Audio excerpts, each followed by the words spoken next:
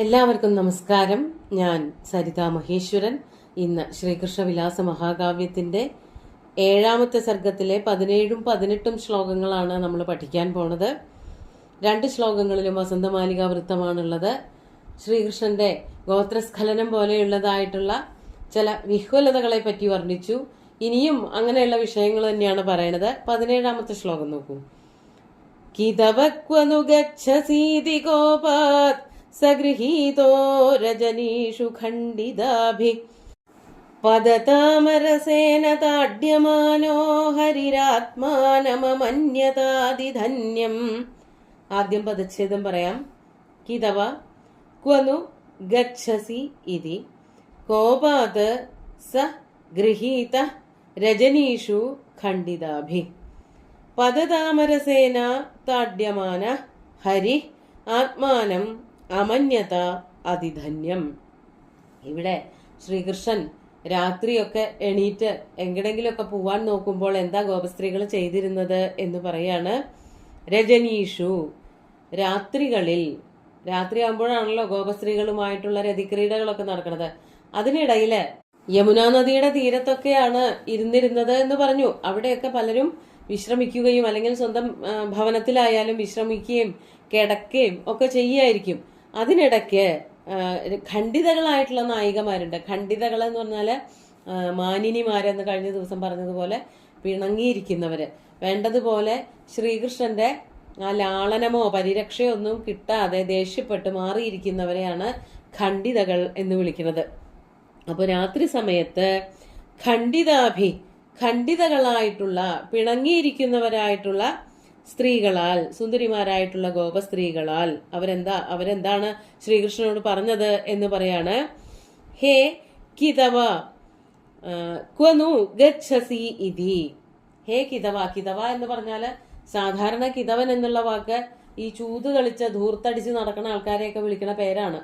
ഒരു കിതവ സൂക്തം എന്ന് പറഞ്ഞിട്ടൊരു സൂക്തം ഋഗ്വേദത്തിലുണ്ട്.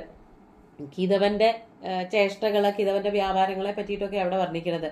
തന്റെ ഇഷ്ടത്തിനനുസരിച്ച് ചൂത് കളിച്ചുള്ള കാശൊക്കെ കളഞ്ഞ് എല്ലാവരാലും പരിത്യക്തനായി, ഭാര്യ കുടുംബത്തേക്ക് കയറ്റാതെയായി, അങ്ങനെ വഴിയില് ജീവിക്കുന്നവനായ, വെറുതെ തെണ്ടി അലഞ്ഞു ജീവിക്കുന്നവനായ ഒരുത്തനെ പറ്റിയിട്ട് വരെ ഋഗ്വേദത്തില് മന്ത്രങ്ങള് എഴുതി വച്ചിട്ടുണ്ട്. വെറും ഈശ്വരന്മാരെ സ്തുതിക്കൽ മാത്രമല്ല, തനിക്ക് മുമ്പിൽ കാണുന്നവരായിട്ടുള്ള കഥാപാത്രങ്ങളെ ചിത്രീകരിക്കാനും ഋഷിമാര് വേദങ്ങളെ ഉപയോഗപ്പെടുത്തിയിരുന്നു, അല്ലെങ്കിൽ ആ മന്ത്രങ്ങൾ അതിനു വേണ്ടിയിട്ടും ഉപയോഗിച്ചിരുന്നു എന്നുള്ളതിന്റെ ഒരു ഉദാഹരണമാണിത്. കിതവ സൂക്തം എന്നാണ് അതിന് പേര്. ഇവിടെ ശ്രീകൃഷ്ണനെ കിതവ എന്ന് വിളിക്കുന്നത് ധൂർത്ത സ്വഭാവമുള്ളത് കൊണ്ടാണ്. ഓരോരുത്തരുടെയും അതായത് ഓരോ ഗോപസ്ത്രീകളുടെയും അടുത്ത് ചെന്നിട്ട് അവരവരുടെ ഇഷ്ടത്തിനനുസരിച്ച് സമയം ചെലവഴിക്കുക, രതിക്രീഡകളിൽ ഏർപ്പെടുക എന്നുള്ളത് കൊണ്ടൊക്കെയാണ് ധൂർത്ത എന്ന് സംബോധന ചെയ്യുന്നത്, അല്ലെങ്കിൽ കിതവ എന്ന് വിളിക്കുന്നത്. ഹേ കിതവ, ഹേ ധൂർത്ത, ത്വം ക്വനു ഗച്ഛസി ഇതി, നീ എവിടൊക്കെയാണ് പോണത് എന്നിങ്ങനെ. അതായത് കുറെ ഗോപസ്ത്രീകളുടെ അവരുടെ കൂട്ടത്തിലൊക്കെ ഇരുന്ന് അവരെയൊക്കെ രസിപ്പിക്കൽ കഴിഞ്ഞിട്ട് രാത്രി ആരും അറിയില്ലെന്ന് കരുതി എണീറ്റ് പോവാൻ നോക്കുമ്പോൾ ഈ ഖണ്ഡിതകളായിട്ടുള്ള നായികമാർക്ക് പ്രത്യേകിച്ച് ഉറക്കമൊന്നും ഉണ്ടാവില്ല. ഈ ദേഷ്യം മൂത്തിരിക്കുന്നത് കൊണ്ട് അവർക്ക് ഉറങ്ങാൻ തന്നെ പറ്റുണ്ടാവില്ല. അവരെ പറ്റിയിട്ട് കൃഷ്ണൻ ഓർത്തില്ലല്ലോ, മറ്റു പെണ്ണുങ്ങളുടെ അടുത്തേക്ക് പോയില്ലേ എന്നൊക്കെ വിചാരിച്ച് ദേഷ്യപ്പെട്ടിരിക്കുന്ന സ്ത്രീകള് ശ്രീകൃഷ്ണന്റെ എല്ലാ ഇത്തരം വികൃതികളൊക്കെ കണ്ടുപിടിച്ചിരുന്നു. അപ്പോ അവരെന്താ ചെയ്തത്? നീ എവിടെ പോണേ, ഞങ്ങളെ വിട്ടിട്ട് എങ്ങടെ ഓടണേ എന്ന് പറഞ്ഞുകൊണ്ട് കൊനുഗച്ഛസി ഇതി കോപാത് സ ഗൃഹീത, ദേഷ്യപ്പെട്ടുകൊണ്ട് ആ കൃഷ്ണൻ പിടിക്കപ്പെട്ടു. ഖണ്ഡിതകളായിട്ടുള്ള നായികമാരാൽ കൃഷ്ണൻ പരിഗ്രഹിക്കപ്പെട്ടു. ആ കളവ് ചെയ്യണതിന്റെ ഇടയ്ക്ക് പിടിക്കപ്പെടുക, പെട്ടെന്ന് അവിടെ നിന്ന് ഓടിപ്പോവാൻ ശ്രമിക്കുമ്പോൾ അവിടെ വെച്ച് ഈ സ്ത്രീകളുടെ കൈകളിൽ പെട്ടുപോകുന്ന സന്ദർഭങ്ങളും ഉണ്ടായിട്ടുണ്ട്. അങ്ങനെ അവരുടെ കയ്യിൽ നിന്ന് അടി പിടി ചത എല്ലാം കിട്ടുന്നുണ്ട്. അതാണ് ഇവിടെ പറയണത്. 3ാമത്തെ 4ാമത്തെ വരിയിൽ പറയാണ്, പദതാമരസേന താഡ്യമാന ഹരി. പദതാമരസം, താമരസം എന്ന് പറഞ്ഞാൽ താമരയാണ്. പദതാമരസം എന്ന് പറഞ്ഞാൽ കാലുകളാകുന്ന താമരകള്. കാലുകൾ കൊണ്ട് നല്ല പീഡനം ലഭിച്ചു എന്ന് പറയുമ്പോൾ ചവിട്ട് കിട്ടി എന്ന് തന്നെയാണ് അർത്ഥം. പദതാമരസേന താഡ്യമാന, നല്ല ചവിട്ട് കിട്ടിയിട്ട് വേദനിക്കുക. ശ്രീകൃഷ്ണന് ചവിട്ട് കിട്ടുമ്പോൾ സ്വാഭാവികമായിട്ട് കൃഷ്ണൻ ആരായാലും വേദനിക്കൂലോ. അങ്ങനെ ശരീരം വേദനിക്കണൊക്കെ ഉണ്ട് എങ്കിൽ പോലും, പദതാമരസേന തഡ്യമാന പീഡിപ്പിക്കപ്പെടുന്നുണ്ട് എങ്കിൽ പോലും, ഹരി ശ്രീകൃഷ്ണൻ അതൊക്കെ തന്നെ അതായത് അനുഭവിക്കുന്ന തന്നെ എന്താ വിചാരിച്ചത്? ആത്മാനം അതിധന്യമമന്യത, ഞാൻ എത്ര ഭാഗ്യവാനാണ് എന്നാണ് ഹരി തന്നെ കുറിച്ച് വിചാരിച്ചത്. അതായത് എത്രയോ പേര് തൻ്റെ പിന്നാലെ കൂടാനുണ്ട്, തൻ്റെ പിന്നാലെ നടക്കാനുണ്ട്, താനൊന്ന് എണീറ്റാൽ അറിയുന്നവരുണ്ട്. സാധാരണഗതിയിൽ ആരെണീറ്റ് പോയാലും നല്ല ഉറക്കത്തിലാണെങ്കിൽ ആരും അറിയില്ല. പക്ഷേ ശ്രീകൃഷ്ണൻ ഈ ഗോപസ്ത്രീകളുടെയൊക്കെ അടുത്ത് ചെന്നിട്ട് അവരുമായിട്ടുള്ള വേഴ്ചകളൊക്കെ കഴിഞ്ഞ് എണീറ്റ് പോകുമ്പോൾ ഒരു കൂട്ടർ അപ്പോഴും ഉറങ്ങിയിട്ടുണ്ടാവില്ല. അവര് കൃഷ്ണനോട് പിണങ്ങിയിരിക്കുന്നതാണ്. അവരുടെ കണ്ണു വെട്ടിച്ചുകൊണ്ട് കൃഷ്ണന് പോകാൻ പറ്റില്ല. അവരെല്ലാവരും കൂടി ശ്രീകൃഷ്ണനെ പിടിച്ച് കെട്ടിത്താത്തി അമർത്തി പിടിച്ചിട്ട് നല്ല ചവിട്ട് കൊടുത്തു. ആ ചവിട്ട് കിട്ടുമ്പോഴും കൃഷ്ണൻ വിചാരിച്ചു, ഹാവു ഞാൻ എന്ത് സുഹൃതമാണ് ചെയ്തിരിക്കുന്നത്, ഇത്ര സുന്ദരികളായിട്ടുള്ള സ്ത്രീകളുടെ കയ്യിൽ നിന്നും ചവിട്ടേൽക്കാൻ. കാലുകൾ താമരപ്പൂ പോലെയാണ് കൃഷ്ണന് അപ്പോഴും തോന്നിയുള്ളൂ. ഈ സുന്ദരികളായിട്ടുള്ള സ്ത്രീകളെ അടിക്കുകയും അതുപോലെ ചവിട്ടുകയൊക്കെ ചെയ്യുമ്പോഴും അതൊക്കെ ഒരു സുഖമായിട്ട് കൃഷ്ണന് അനുഭവപ്പെട്ടു. ഇതൊക്കെ ശൃംഗാരത്തിന്റെ തന്നെ വേറെ ചില ഭാവങ്ങളാണ് എന്ന് വേണം കരുതാൻ. നമുക്ക് അടുത്ത ശ്ലോകം കൂടി നോക്കാം. 18ാമത്തെ ശ്ലോകം നോക്കൂ. മണികുണ്ടലഭാസുരേഷു ശൗര്യസ്മിത പുഷ്പച്ഛുരിതോഷ്ഠപല്ലവേഷു വദനേന്ദുഷു വാമലോചനാനാം നിഹിതാം പ്രതിസഞ്ജഹാര ദൃഷ്ടിം. നമുക്ക് പദച്ഛേദം നോക്കാം. മണികുണ്ടലഭാസുരേഷു ശൗരി സ്മിത പുഷ്പച്ഛുരിതോഷ്ഠപല്ലവേഷു വദനേന്ദുഷു വാമലോചനാനാം നിഹിതാം ന പ്രതിസഞ്ജഹാര ദൃഷ്ടിം. വളരെ അധികമൊന്നുമില്ല പദച്ഛേദം പറയാൻ. എന്താണ് ശ്രീകൃഷ്ണൻ ചെയ്തത്? ഇത് ഓരോരോ ഭാവങ്ങൾ ഓരോ ശ്ലോകങ്ങളിൽ വർണ്ണിക്കണമെന്നേ ഉള്ളൂ. പരസ്പരം ബന്ധപ്പെട്ട് കിടക്കുന്ന ശ്ലോകങ്ങളൊന്നുമല്ല. ഇനി മറ്റൊരു ഭാവത്തെ പറ്റിയിട്ടാണ്. മറ്റത് കഴിഞ്ഞ ശ്ലോകത്തിൽ പറഞ്ഞത് ഈ ഗോപസ്ത്രീകളുടെ കയ്യിൽ നിന്നൊക്കെ ചവിട്ടേറ്റപ്പോൾ സന്തോഷത്തോടു കൂടി അത് ഏറ്റുവാങ്ങി. വളരെ സുഖമാണ് താൻ അനുഭവിക്കുന്നത്. ഇത്രയും സ്ത്രീകളുടെ കയ്യിൽ നിന്നൊക്കെ ചവിട്ട് വാങ്ങുന്നതിനും വേണം ഒരു ഭാഗ്യം എന്നാണ് കരുതിയത്. ഇനി ഈ ശ്ലോകത്തിൽ പറയാണ്, ശൗരി ശ്രീകൃഷ്ണൻ ഇവരുടെ മുഖത്തേക്ക് തന്നെ നോക്കിക്കൊണ്ടിരിക്കുകയാണ്. പച്ച മലയാളത്തിൽ പറഞ്ഞാൽ നല്ല ശുദ്ധമായിട്ടുള്ള വായനോട്ടം. ആ കണ്ണുകളും തമ്മിൽ കൂട്ടിമുട്ടി അങ്ങനെ ഇരിക്കുമ്പോൾ ചുറ്റുപാടും എന്താണ് സംഭവിക്കുന്നത് എന്ന് പോലും അവരറിഞ്ഞിരുന്നില്ല. അതാണ് ഇവിടെ പറയണത്.